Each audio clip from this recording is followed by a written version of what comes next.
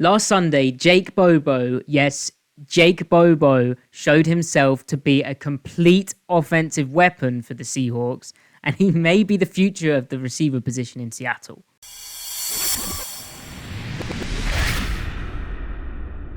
With DK Metcalf out, Bobo seized his opportunity. We're talking 4 catches, 61 receiving yards, 1 receiving touchdown, but also some really clutch plays. It wasn't just volume stats. It wasn't even padding stats against a bad opponent. It's just Bobo demonstrating his value, as you see here, as a blocker, doing a bit of everything. And honestly, if I was Seattle, even with Metcalf returning, and no, they shouldn't trade him, and even with, Tyler Lockett, Jackson Smith, and Jigba, they've got to keep coming up with ways to get Bobo on the field. The 25-year-old undrafted free agent is basically good at everything, as we're going to see in the tape. Some of it's really subtle, like this catch here, and some of it's obviously brilliant. What an exciting player. What was cool about this game is that we did get to see Bobo in that DK Metcalf kind of role. Immediately, the first third down of the game, the first Seahawks drive of the game of 3rd and 7, Seattle shifts DJ Dallas into the backfield. He had a cornerback out wide over him. Usual stuff. Geno Smith knew it was zone off that, because why would they waste a cornerback if it was man-to-man on a running back? Bobo's at the bottom of the screen here, and it looks like he's got a press one-on-one. And I think this is already designed with it being a 3rd and long situation for Bobo to get the football. I think that's where Geno's thinking. It would be within Seattle's opening script.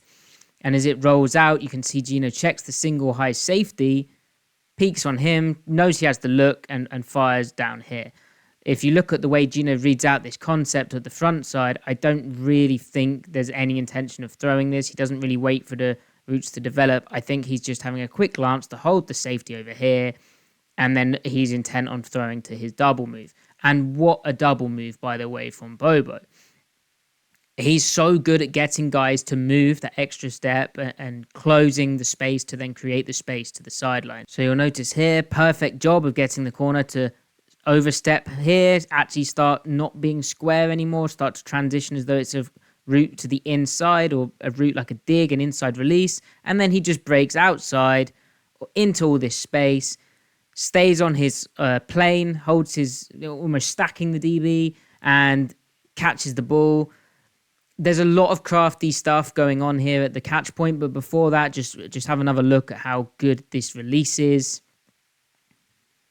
I also think it's very impressive because it's perfectly synced up with the timing. He is showing that he's beat the corner just as Geno's looking back to him, and the pair of them have a clear connection, by the way.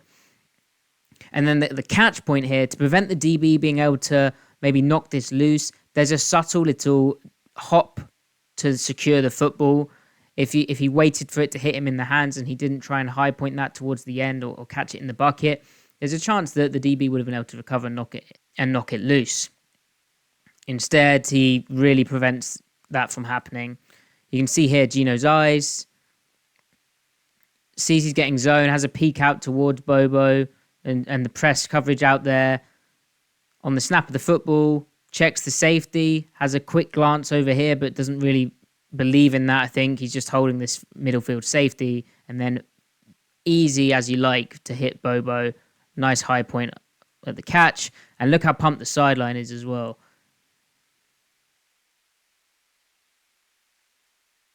There you go. Now, the way Bobo has got in the field earlier in games is as a blocker, and on this 3rd and 5, here he is in the slot, and for Seattle, running behind his blocks, on running back handoffs, but also throwing bubble screens like they basically do here to Jackson Smith and Jigba on the 3rd and 5, is really rewarding for them. They're getting great results. This is a very, very important block and a difficult one because ultimately the defender is playing with quarterback vision. He knows that what the kind of play design is happening very quickly, and he has about 5 yards to accelerate into Bobo's block.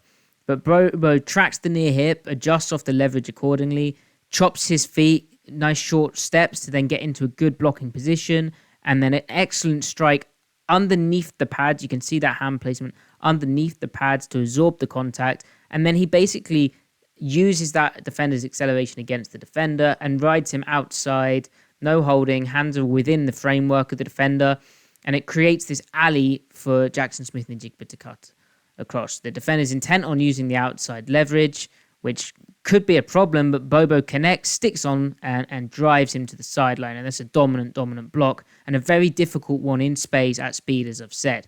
This is a really nice angle. You can see how he's in with the frame, all of that good stuff.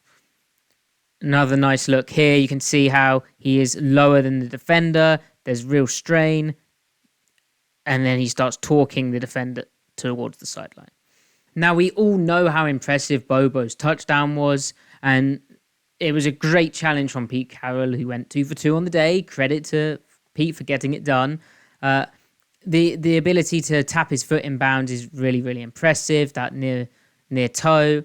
It looked very close, didn't it? But it was clearly the right call. I'm not sure if the film is going to show that. Oh, yeah, you clearly see it on this footage. The TV camera angles are kind of misleading, I thought. But what a remarkable catch and what a player. Now, what I want to focus on from this drive as well as we cycle... Now, what I want to focus on from this drive as well is Bobo was actually gathering intelligence earlier in the drive from this same corner who he caught the touchdown on. So... this 3rd and 10 here, you'll notice he incorporates, and I think it's by design because Lockett does it too, but against the press corner, there's a stutter element to the hitch route he runs. And Gino looked off this very quickly because he saw it was pressed and he preferred the off coverage at the top. But Bobo incorporates a stutter, notices how the corner plays it, and he, if Gino had really wanted to go there, there's definitely the room to work towards back here. The corner had opened up and there's a space underneath. Okay, so that's one play, 3rd and 10. Gino completes it to Tyler Lockett. Now the next play, again, Bobo facing the same cornerback.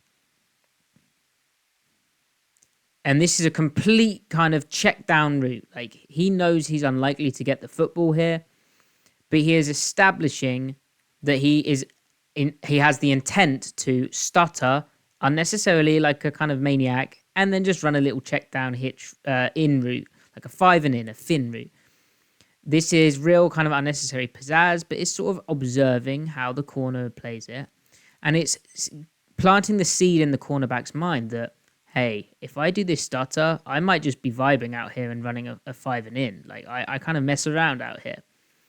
Okay, so with that all established for this poor cornerback, take a look at the touchdown again. That is a very, very similar looking route to the one that Bobo just ran on the check down, isn't it? Compare and contrast. Slight outside release, little hop, skip, and then jump into the cut. Slight outside release, little hop, skip, and then jump into the cut. Yeah, if I'm a corner, I'm breaking down. That is an exactly identical route. I don't blame the corner for buying this. And so the corner does.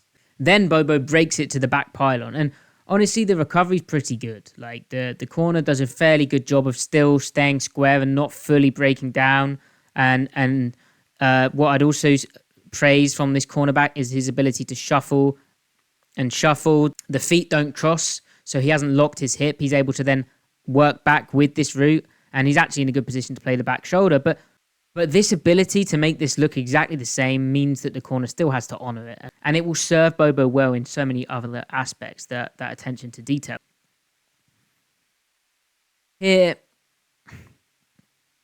now at the catch point, as well as get the lower body and getting the feet in bounds, this concentration to look for the football and just grab it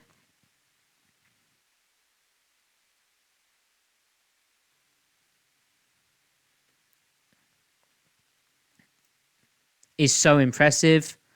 And I would say there's just enough room, thanks for this football to get fitted in there with his impressive footwork because of the route work he did earlier. Now, this isn't the first time Bobo set someone up. He did this in the preseason too, against the Vikings, something we broke down at the time. He just clearly gets the details. This is also big for Seattle because the concept that they're running here, they've really had difficulty with. They've kind of look to throw to this route, and it's always been covered up, and the seam route in the red zone, and so it proves here. But this kind of double move on the outside, for whatever reason, hasn't panned out. It's looked more basically just like a hitch. For them to then hit it is nice. Now, part of what I think makes Bobo more versatile is the ability for him to change direction so effectively. He's such an efficient mover for a guy his size. And so there's no reason that he can't run like a pretty diverse route tree. So here, just the ability for him to snap this off so effectively.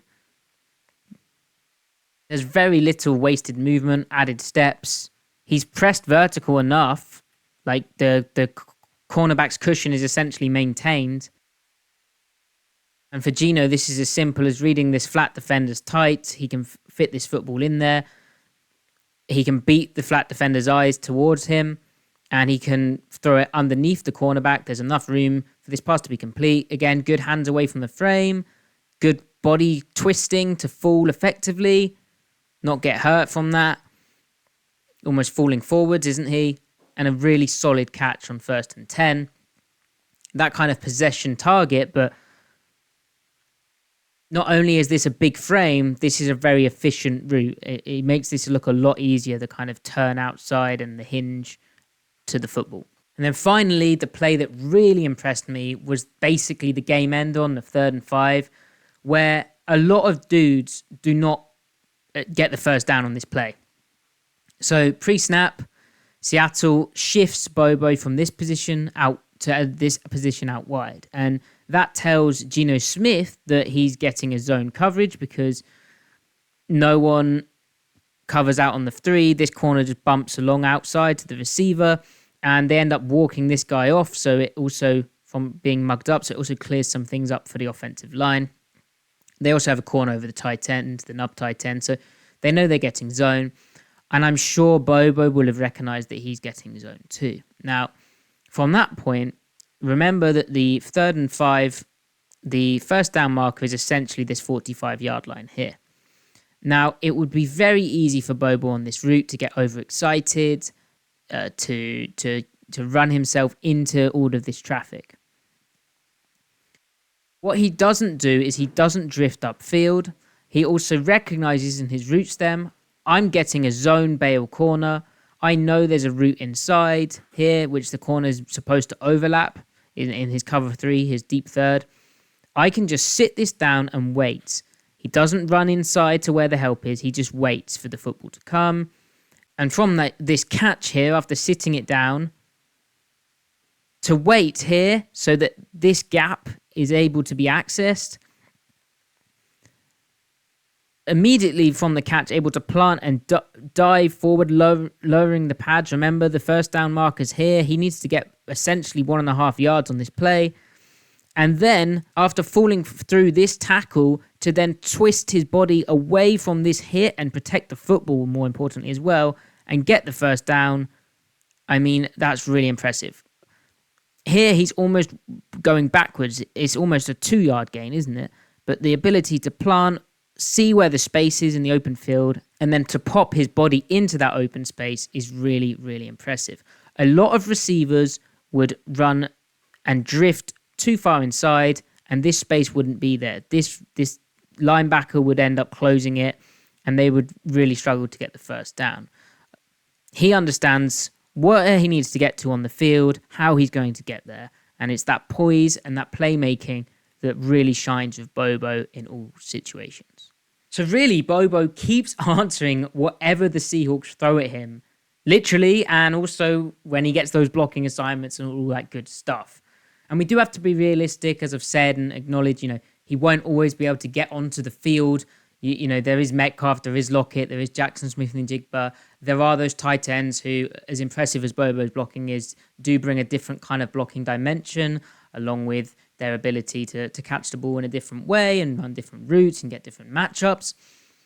But I think the big thing for me is that Seattle now has a receiver who can kind of fill in where needed, which You know, you can call that a wide receiver 3, a wide receiver 4, whatever. And so if they're experiencing issues in the playoffs, if they make it, or against a really good defense like Cleveland on Sunday, where, say, one of the other receivers is having a bad game, or they need a certain type of plug and play skill set in there, Bobo can fill in. Like, I believe it. Not only that, the future of the wide receiver position with Tyler Lockett, it was looking a bit hairy, wasn't it? You know, he's getting up there in age, it's kind of creeping up there, and you just don't know. Now, they've kind of got a future-proof answer in Bobo. It sounds crazy to say it, but they do. Now, of course, he can still improve, and Pete Carroll uncharacteristically pointed out an issue that Bobo had on Geno Smith's interception last Sunday. That's all stuff that I think is going to come, though. Like, he's already shown he's really savvy and smart when it comes to football in a lot of aspects. And obviously, I've always been a massive Bobo believer, as those of you who follow me on Twitter at Matty F. Brown will know.